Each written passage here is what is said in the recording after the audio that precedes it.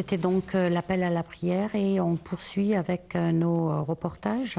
L'Égypte a été déclarée par l'Organisation mondiale de la santé premier pays du monde à éradiquer l'hépatite C. Le rôle de l'Égypte ne se limite pas à l'éradication de l'hépatite C dans le pays, mais s'étend également à l'Afrique. Un reportage et on en discute tout de suite après.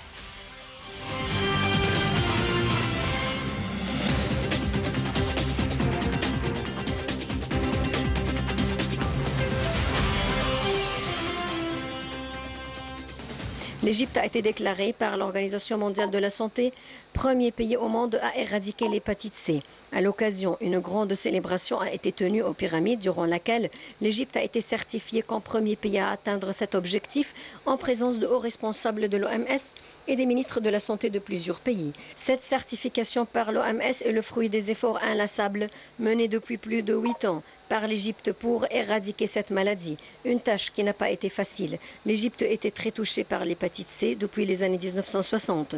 Le virus y a été transmis parmi les citoyens lors des campagnes de traitement de la bilharziose par des seringues mal stérilisées pendant les années 1960 et 1970. Après cette période, le virus a poursuivi sa propagation chez les Égyptiens. L'hépatite C est une maladie virale du foie. Le virus est très dangereux car la maladie peut rester silencieuse pendant des décennies et soudainement, le porteur du virus peut développer une affection hépatique chronique, une cirrhose et un cancer de foie. La guerre contre l'hépatite C en Égypte a commencé lorsque l'Assemblée mondiale de la santé a approuvé en 2016 la stratégie mondiale du secteur de la santé contre l'hépatite virale pour la période 2016-2021.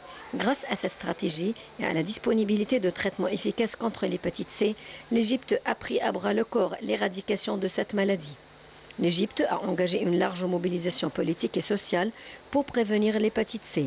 L'initiative présidentielle 100 millions de citoyens en bonne santé constituait la base de l'élimination de cette maladie.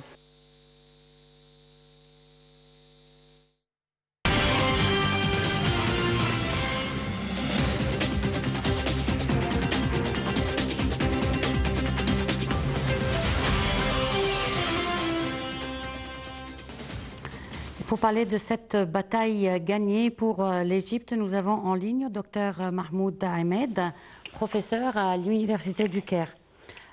Bonsoir docteur. Bonsoir.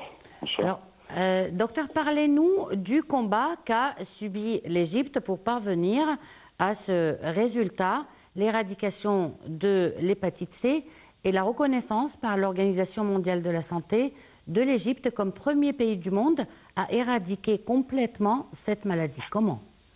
D'abord, toutes mes félicitations à toute l'équipe qui a travaillé sur ce sujet. J'ai eu le plaisir, même l'honneur de connaître quelques-uns parmi eux.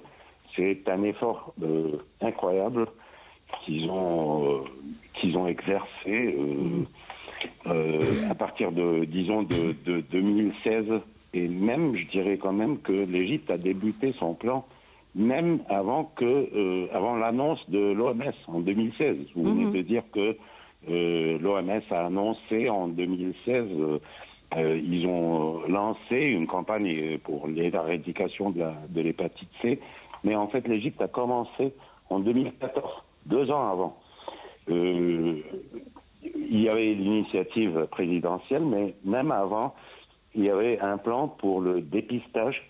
Le dépistage, c'est-à-dire l'examen des gens qui n'ont pas de symptômes, qui sont apparemment normaux ou bien normaux, pour essayer de découvrir le virus. Parce que souvent, le virus existe chez un malade ou bien un patient sans causer aucun symptôme. Donc, une telle personne pose un risque important parce que des personnes comme ça, ils n'ont pas de symptômes. Donc, ils sont capables, ou bien il y a le potentiel de transmettre la maladie sans qu'on le sache. On ne doute pas que cette personne est malade, donc on entre en contact avec cette personne sans savoir qu'elle est malade. Et c'est ça, c'est à cause de ça que les porteurs du virus, qui sont, on les appelle des positifs au test, ils possèdent ce qu'on appelle des anticorps. Les anticorps, ce sont des corps ou bien des produits du système immunitaire. Donc le système immunitaire, il reconnaît qu'il y a le virus, il produit des anticorps, les anticorps sont là, on fait un examen, on cherche les anticorps, et dès qu'on trouve les anticorps, il faut agir d'une manière à éradiquer la maladie, bien que la personne ne soit pas atteinte de n'importe quel symptôme. Donc, les examens, c'est pas une tâche facile avec une population de plus de 100 millions de personnes. C'était vraiment quelque chose de très compliqué, mais l'Égypte a réussi cela. Une campagne a été mobilisée de la part de tous les prestataires de services de santé, c'est-à-dire les médecins, les infirmières, les techniciens, même le personnel de l'informatique. Parce qu'il faut avoir un réseau pour les infos. Voilà. Et comment peut-on être sûr, docteur, que cette maladie a été complètement éradiquée?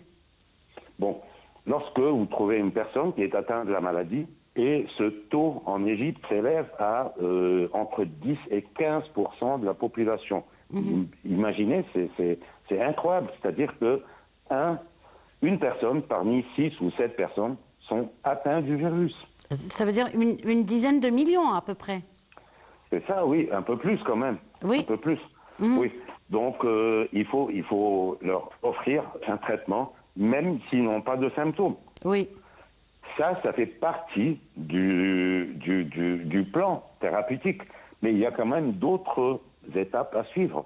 Parce qu'une fois que vous aurez terminé le traitement de ces patients, il faut les suivre. Et le traitement, il dure combien de temps? Ils ne vont pas rechuter. Le traitement, il dure combien de temps? Le traitement, ça dure entre 3 mois et 6 mois. Ça dépend du virus, ça dépend de l'âge, ça dépend de la maladie, de la pathologie, de la sévérité de la condition, tout ça. Mais le suivi, ça peut durer pour 1 ou 2 ans.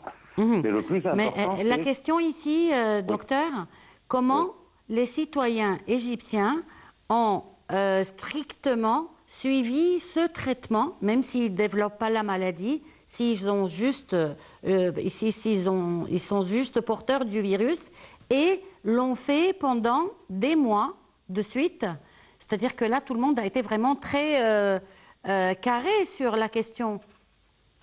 Oui, c'est une excellente question, en fait, parce que vous connaissez, on connaît tous les gens en Égypte, ils n'ont pas l'intention, dans le monde entier, personne n'a l'intention de suivre un traitement quand il n'a pas de symptômes, c'est pas logique. Exactement. Mais ils ont vu dans leur famille, les personnes atteintes dans les familles, parmi les voisins, les familles, les couples et tout ça, ils ont vu l'effet de la maladie. Et c'est un effet mortel de cette maladie. Donc, comme vous l'avez dit dans la présentation, il y a des gens qui sont atteints du cancer du foie à cause du virus. C'est le cancer le plus répandu en Égypte à cause du virus. Oui. Le numéro 1. Mais le plus important aussi, c'est quelque chose qu'il faut noter, ce sont les mesures de prévention. Parce que, en fait, ça sert pas à grand-chose, ça sert à rien, en fait, si on va traiter des patients et dans quelques années, on va voir des patients à nouveau. Exactement. Si la transmission de la maladie continue de cette manière, à travers les seringues, à travers, je sais pas, les instruments et tout ça. Donc, si on n'y arrive pas à contrôler la transmission de la maladie, donc tous ces efforts sont si peu rentables, je dirais. Donc, justement, comment va-t-on faire pour, justement, avec nos habitudes quotidiennes, avec le niveau social d'une grande souche du pays, avec la conscience intellectuelle, comment va-t-on pouvoir prévenir cette maladie pour les années qui viennent? Oui, ça c'est aussi très important parce qu'il y a eu toujours des initiatives de la part des prestataires des services sanitaires pour essayer de communiquer aux gens aux gens, les gens les plus simples dans le pays, ceux qui ne sont pas vraiment très éduqués et tout ça, comment leur transmettre les infos pour essayer de les convaincre qu'il faut faire telle étape pour éviter la contamination ou bien l'infection avec le virus. Ça, c'est un effort aussi très important qu'il faut pas laisser tomber et qu'il faut noter, qu'il faut bien noter et saluer quand même. Parce que ça, c'est très important. Essayer à convaincre les gens d'abord de passer le test, de faire l'examen, de la prise de sang et tout ça, et puis après de prendre le traitement. Et puis, vous avez peut-être mentionné que l'Égypte a réussi d'abord à avoir le traitement spécifique qui a été lancé en 2016-2017 contre 1% de son prix mondial. C'est-à-dire que le prix, c'était dans les $2000 un peu partout dans le monde, mais en Égypte, ce produit était en vente. Il n'était pas en vente, il était disponible pour $20, bien l'équivalent de $20, c'est-à-dire 1% de son prix mondial. Justement, après, ça m'amène à vous poser la question suivante, et que l'Égypte ne va pas se limiter maintenant à éradiquer, chose qui a déjà été faite, cette maladie de l'Égypte, mais va s'étendre à l'Afrique. Donc, que va-t-elle faire? Exactement, voilà, exactement, c'est ça. Parce que ça c'est l'expérience de l'Égypte, c'est un vrai modèle, un modèle réussi, très évident, très efficace, et qu'on voit bien ses résultats. Donc, il n'y a pas quelque chose de vague. On vous parle de choses qui n'existent pas sur le terrain. On vous parle de quelque chose qui est là, qui est vrai. Donc, cette expérience va être transférée, ainsi que le traitement, à l'Afrique. Exactement. L'expérience et le savoir-faire, les médicaments encore, parce que l'Égypte a réussi à avoir, avec des communications, avec d'entreprises qui ont inventé le traitement antiviral, on a réussi à avoir des accords avec eux pour produire le médicament en Égypte. Et le médicament est déjà produit en Égypte il y a quand même quelques années. Et ça, comme on l'a dit au début de cette séquence, c'est une bataille gagnée pour l'Égypte. Donc félicitations à l'Égypte. Docteur Mahmoud Ahmed, je vous remercie beaucoup. Et je vous remercie également de nous avoir suivis. On se retrouve donc demain à la même heure avec une nouvelle édition de Direct et un nouveau collègue.